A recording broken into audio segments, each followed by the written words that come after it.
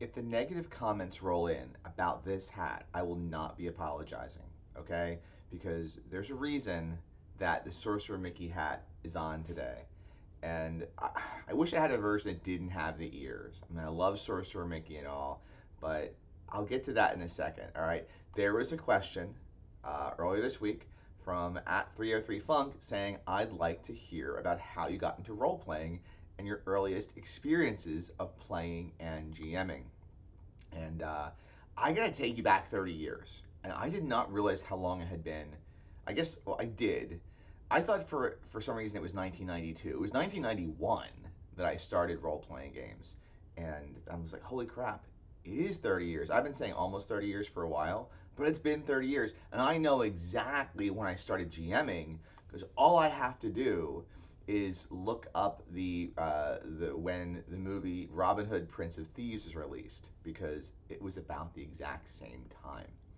Uh, so let's go back to 1991, okay? And on the radio there was Rod Stewart and REM and Michael Bolton and DJ Jazzy Jeff and the Fresh Prince. But for me, it will forever be Bryan Adams. And you all can keep your heavy metal, all you fans of like the death metal and you know hard rock and classic rock for role playing games and how that merges together. No, Bryan Adams. All right, that's the thing.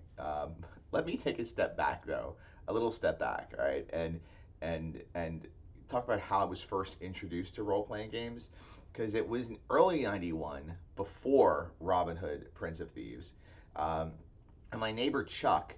Who was a year ahead of me in school, he was recruiting for a game he just called RPG. He had this little black composition book and he had scraped a skull in the cover and then scraped the letters RPG at the top. Now, I don't know 100% how he put this game together. I only played it once or twice, and it was definitely some homebrewed amalgamation of what he thought role playing games were, coupled with video game logic, you know, stuff from Final Fantasy and from Ultima Exodus, which, you know, he had on the Nintendo. He was one of the kids that had Ultima. And, you know, we we played that, but I don't think we had six-sided dice. He knew dice were required. I think we just rolled 2d6 and he told us if we succeeded or not, and I had no idea what the mechanics were. And it didn't matter because a few, weeks later, he showed up with the red box, and he was recruiting. He was actively recruiting for players, and I really wanted to try it, and I loved video games, right? And I figured it was very similar. And he said that the group needed a magic user, and for me, I wanted to play a magic user like Presto the Magician from the D&D cartoon, because I loved the D&D cartoon. And he had a hat like this. Now it was green. I guess it didn't have the rim, but like for me, I always saw a magic user as being this young kid who could cast all kinds of crazy spells and pull him out of his hat, pull the hat out and woof, there goes the magic. I throw unicorns, I throw Pegasi and stuff. Um, I thought that was my idea of a magic user, someone who was in a magic school. I was thinking about Harry Potter crap before my time, some wizard college. Maybe I should have wrote it. I guess. I don't know. Anyway, I was thinking about all that stuff back then, and he's like, no, that's not how magic users work. You're an old man, and you've been studying for years, and you know one spell you can cast once a day. And I was like, wait, what? I can cast a spell a day, that's it? And how do I know my spell? He's like, you're going to roll it randomly. So you're going to roll, and that's the spell you're going to get. I'm just thinking, okay, well, this will be fun. So I wanted to be named Kid Wizard, and he insisted Kid Wizard was an old man. And I was very distraught about this because he had this old gray beard, kind of like gauntlet style wizard in his head. And in my head, I was thinking, Kid Wizard, I was thinking Presto, and that's what I wanted to play, which is why I'm wearing the hat. This is an homage to Kid Wizard, R.I.P. I actually remember quite a few of Kid Wizard's stats. Well, not stats, but how he was built. He was a magic user. I knew that. First level. and he spoke pixie, and I knew one spell. It was ventriloquism, and I had a dagger, but not enough money to buy a silver dagger, and that's very important because he asked me after I made the character, the very same day. He's like, "Do you want to play now?" And I was like, "Do I need to wait for more people?" And he's like, "Nope." He's like, "If you want to go and take the character out, why don't you do that? And you can at least explore the town, the village that we're starting in." And I said, "That's really cool." And he had suggested to do that because some of the other characters had done the same. My friend Andy and my friend Bill, they were brothers. I think they both made up a pair of fighters. No, I think Bill was an elf. Andy was a fighter. Our friend Ryan made a thief. Um, Chuck's brother Jeff made a cleric. So I was gonna be the magic user, and he's like, "Test drive your magic user." I'm like, "This is gonna be so cool." So something Chuck did was, and if you look in your old, well, I mean, I guess any player's handbook, right? If you look, there is, under equipment, you could buy a silver dagger, right? And how much was it? Silver dagger, 30 gold pieces. All right. I don't think Chuck realized what silver weapons were for. I don't think. I mean, I always think of Chuck from those ages as being this very much older, distinguished kind of role player. I was in the sixth grade, and Chuck was in the seventh grade. So he was as distinguished as a seventh grader, which is as distinguished as my son Cooper right now. So the level of distinguishment is probably low, right? Chuck ruled that since a silver dagger was 10 times the cost of a regular dagger, it was magic. Or it wasn't magic, but it gave you a +1 bonus to your rolls. I'm thinking, well, I need that because all I've got is a regular dagger after this one ventriloquism spell. Ventriloquism is only going to get me so far. So he's like, well, why don't you role play going and talking to the storekeeper? And so I did. So my character goes in. I think I had maybe 10 gold pieces. And he's like, well, you can haggle. And I'm learning how to role play. I didn't quite understand I was doing this with Chuck. I don't know who I thought I'd be doing it with. I didn't realize, I remember at first it felt very awkward and weird to be trying to negotiate with him as he was playing the storekeeper after having just played one of the NPCs in the streets. But it was cool. I was having a good time. Storekeeper and I couldn't make a deal, so I said I'm stealing the dagger. I had a plot. So I grabbed the dagger and I run. And Chuck said, well, he calls for the guards. The guards are coming after you. I'm like, aha, I have a plan though.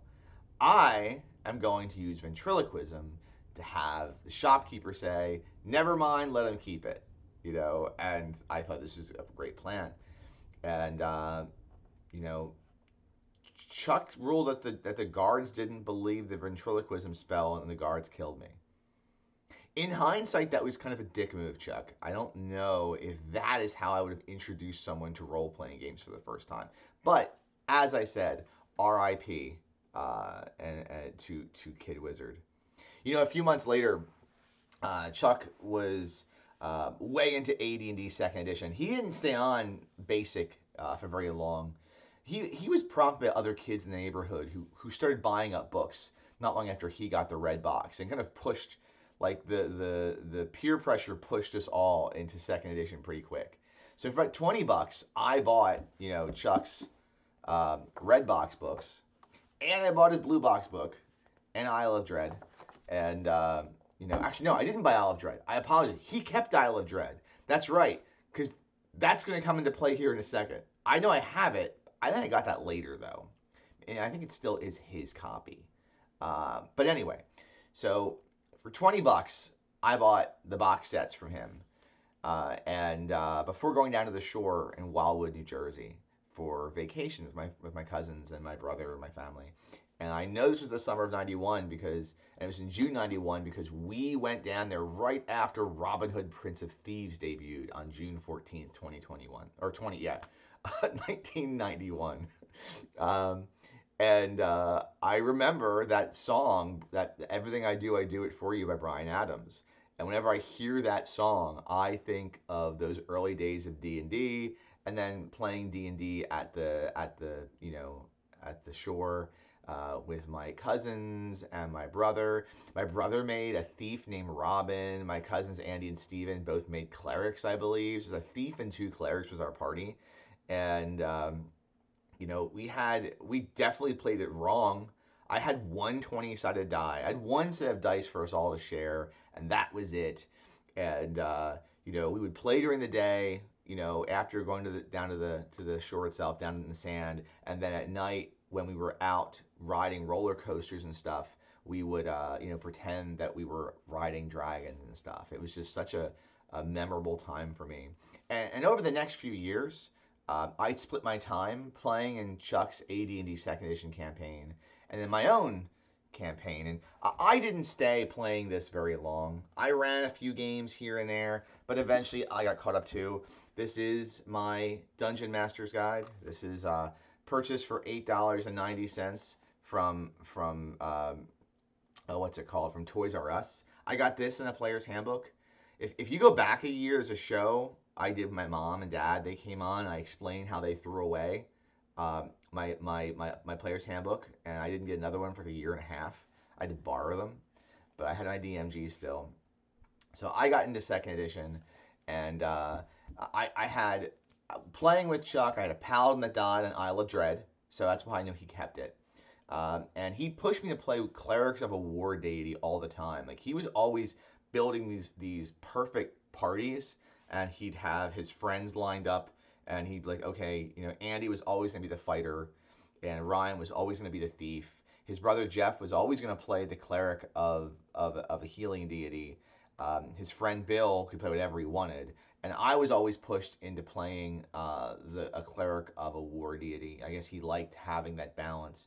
It's funny, we talk about the earlier games having no balance at the table, but my DM at the time really liked to kind of push us towards what we were playing often. Eventually, he came up with a campaign setting that was a world dungeon based on Ultima Underworld, the video game. He had a bit of that Appendix Nintendo going on as well.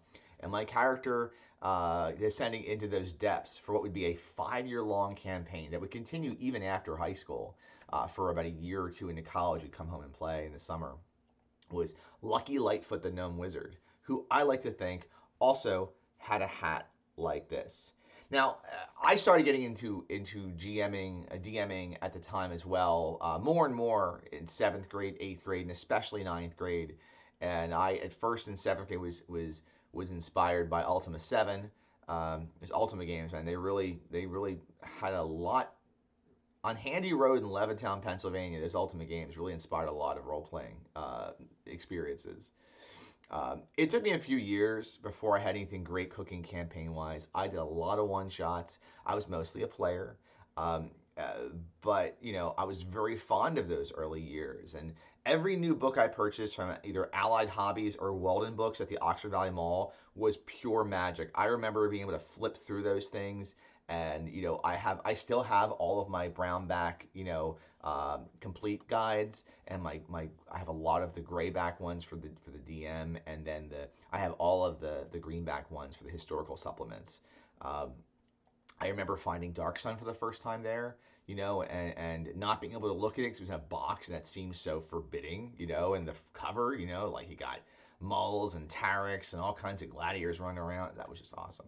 We would coordinate these amazing sleepovers at our friends' houses where we would play until morning, and it was, we really had the full gamut, the full experience of playing all the settings. I mean, I remember playing Dragonlance in my bedroom with my brother, my mom. They would come up, and my brother played a Tinker Gnome. My mom played a Dwarf Thief.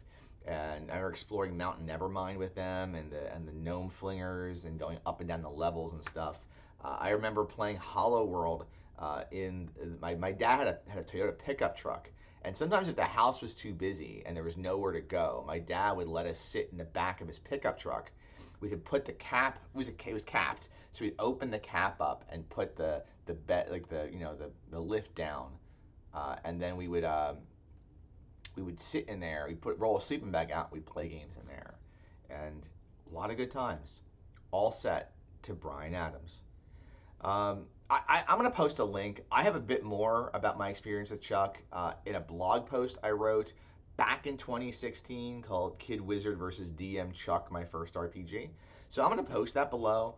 I think I cover most of it here, but if you want to see it in the written word, then you can do so. So, well, thanks for watching. I'll be back tomorrow, and I'll be looking at something on my shelf, a Shelfie Sunday, as well as tomorrow night with the Twitch stream with Judge Evie.